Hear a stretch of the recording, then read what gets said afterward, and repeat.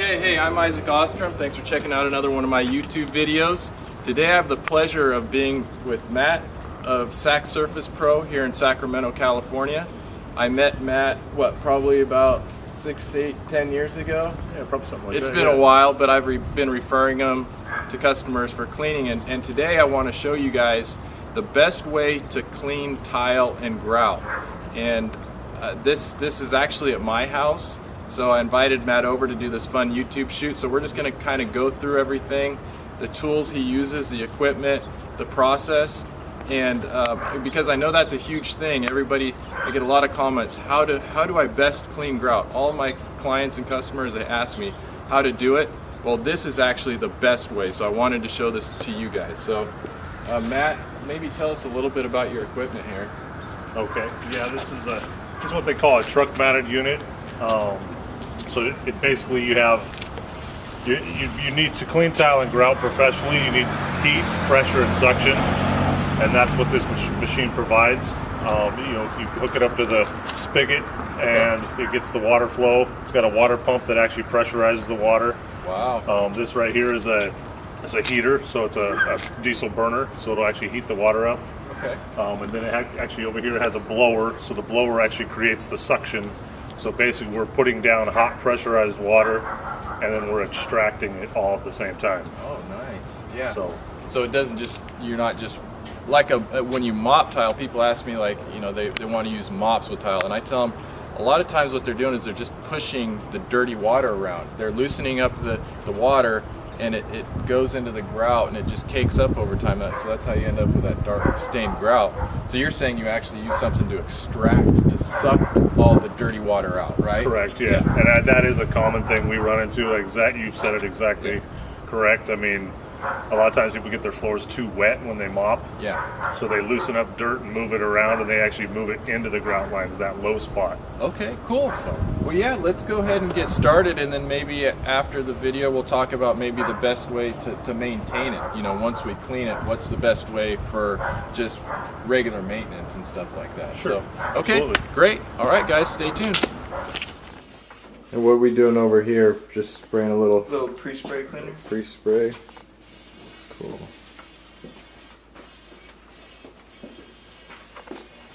And that just kind of helps loosen up the dirt and yeah, stuff. Yeah, loosens it up, and then we go scrub it, and then it breaks it up even more. Oh, nice. So yeah, this is what we're using here is called a Brush Pro CRB, which stands for counter rotating brushes. The idea is just to scrub the tile and grout. Once we actually spray the cleaner down, the cleaner is made to loosen up the soil and dirt, but the agitation breaks it free and leaves it ready to be extracted. Okay. So this tool just does a little better job than what you can do by hand. Okay. And for that cleaner is pH neutral or alkaline? Or? This is an alkaline cleaner. Okay. Alkalines will loosen up soil and dirt, so that's best for kitchens and areas that get dirty. So the dirt alkalines are definitely better cleaners. Okay, good. No acids, right? No acids, correct. Okay, good. And so what would the harm in using acids? Well, acids actually don't clean. Oh, okay. Acids actually etch the grout.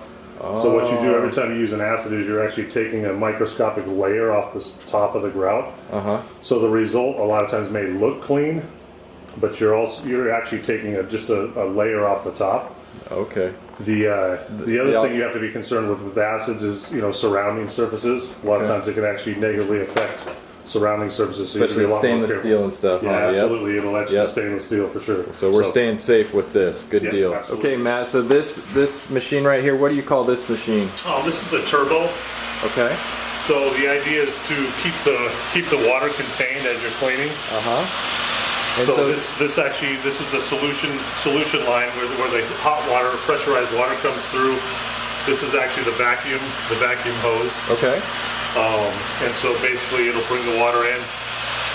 Can we take a look at the bottom of it real quick just to see what's down there? So those are the nozzles right there on the ends, right? Right here? Yep. And those spray out the water. And then, the vacuum, what's the vacuum for? So it's just heating cold. Oh, okay. So it's going to suck around the whole thing. Yep. Very cool.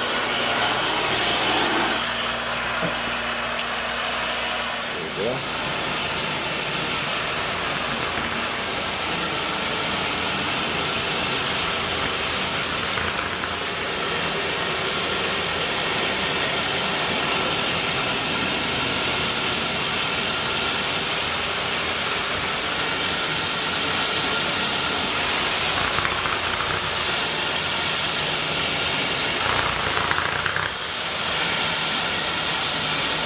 That is amazing.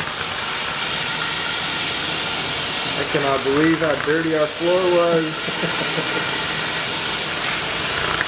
Do people get embarrassed sometimes?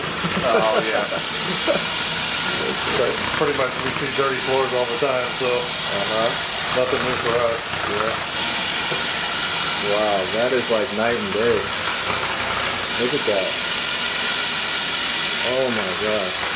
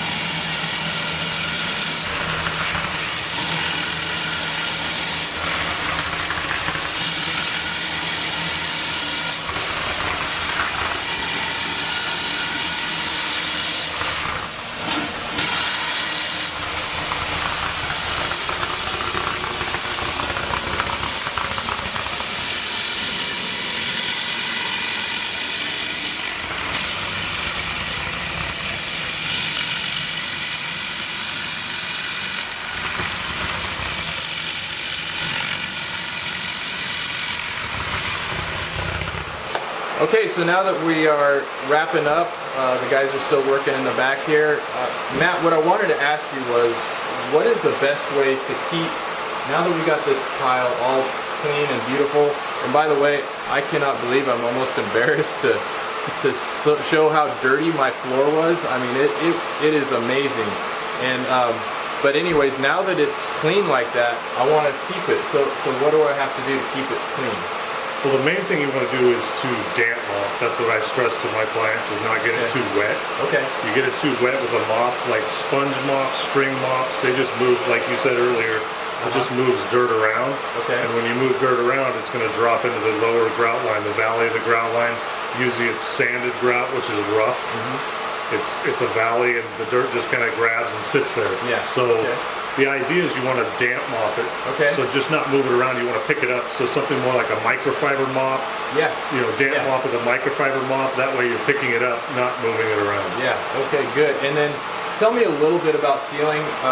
We'll cover sealing in another video. So in the next few months, look for that. I'll have a sealing video with Matt. But just brief overview of the sealer process. So, like in this case, like with a porcelain or ceramic tile, the tile itself isn't porous, so there's no need to seal the porcelain or ceramic tile. The only part that's porous would just be the grout lines. So that's typically where we focus as far as the sealing goes on this type of tile. If you're dealing with like a travertine or marble or limestone, you seal the whole surface. You know? And how often should the sealer be done? You know what, I mean, as far as cleaning goes, I mean, I usually tell my clients probably somewhere in the 1 to 3 year range, you know, just depending on lifestyle. Lifestyle kind of factors into that a little bit. When you have kids, our kitchen gets a lot of wear and tear. We're tromping through there, and we do our best to mop it, but so we might be more on like the 1 year plan. Sure, and like you said too, location matters. You know, kitchens take heavy abuse, you know, lots of traffic, lots of spills, that's where that all happens. You know, you come in from the exterior. A lot of people nowadays come in through the garage. So, you know, that entry coming in off of there gets heavy traffic straight from the outside. That tends to get dirty quicker as well.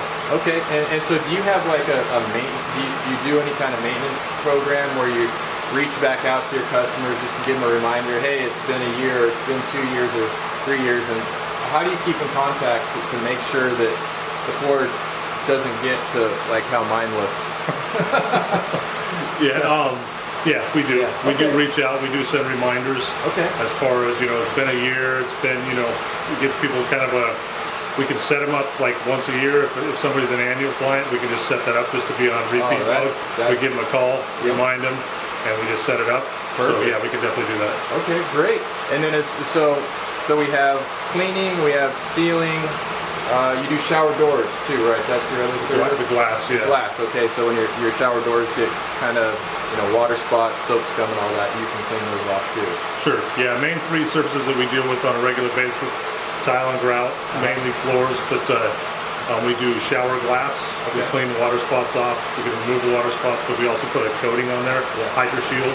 Oh, hey, that's another good video idea. Stay tuned for that one. I have plenty of shower doors.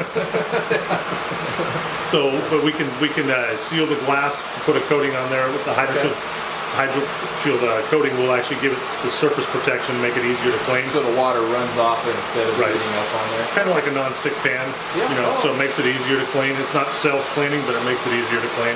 Okay. And then we also do cleaning, sealing, and polishing of granite countertops. Okay, cool. Well, hey, Matt, it's been a pleasure. This was a lot of fun making this video. Yeah, thank you. I'll put up all of Matt's contact information so you can see that and you can get a hold of Matt. Matt, I hope I'll get a link to you so you can put this on your website or whatever. And so thanks for watching, guys. Click like and subscribe, and also share this video with someone who has dirty tile, because I'm sure there's a lot of people out there with dirty tile. So again, thanks for watching my videos. Click like, subscribe, comment. Love you guys. See you on the next one. Thanks, Isaac. Yep.